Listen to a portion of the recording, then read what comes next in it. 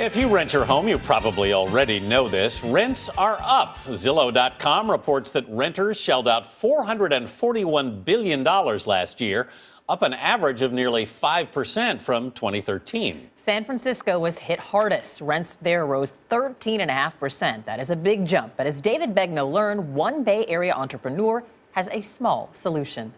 For what I want to do, this is the dream house. Before you judge this man's junk, think inside the box. What do you envision this place looking like in 6 months? So basically, it will look much less like a junkyard and much more like a verdant, garden-filled, tiny house community.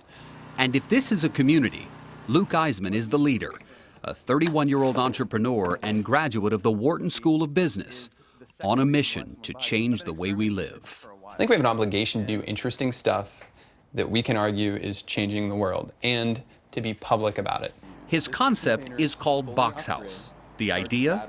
To convert used shipping containers into tiny houses.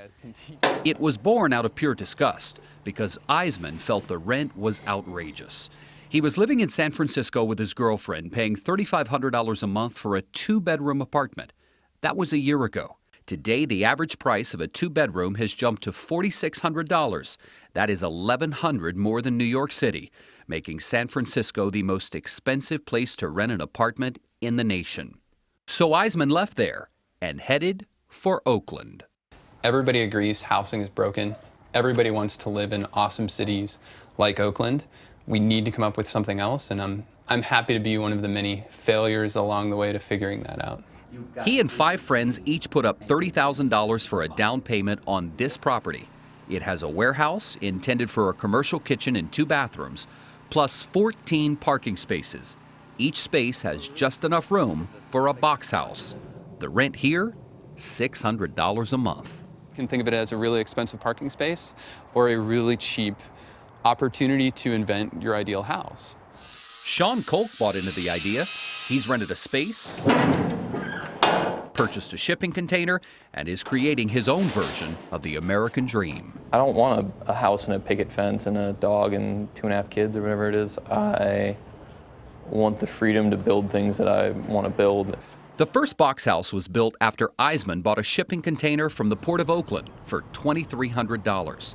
He made $10,000 in upgrades and converted this 192-square-foot container into a box house, complete with a rooftop solar panel. So I'm able to run my refrigerator. Oh, I'll be right back. I actually left water boiling. Uh-oh. Probably not great. We wondered, All right, so. where was the restroom? Turns out, it's outside the box. Large capacity, well aerated compost bin that you can pee into the side of. His other option? That bucket. But before you pity him, he wants you to know that living large in a tiny space is not about sacrifice, rather prioritizing what he really wants. We've got a pretty minimalist kitchen.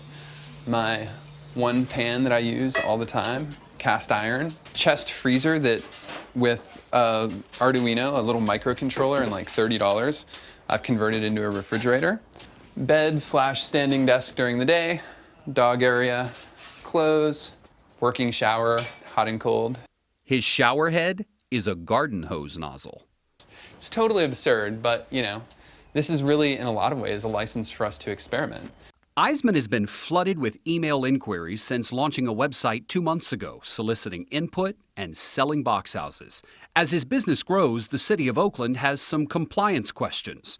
Rachel Flynn is the director of planning and building. We are not against the idea, it's just very new. And assuming all our building codes can be met, we say have at it. When it comes to the city and its codes, Iseman says he's operating on this philosophy. He'd rather beg for forgiveness than ask permission. I should not have to read 10,000 pages of code before I'm able to do something more interesting than live in an apartment. And I'm not going to do it. This is radically affordable and looks weird to everybody, but pretty damn fun so far. For CBS This Morning Saturday, I'm David Begnaud in Oakland, California. Well, the price is right, but I hope he has an understanding girlfriend. They had me to the bucket. The bucket just took it right there. Yeah, they kind of went over the line there.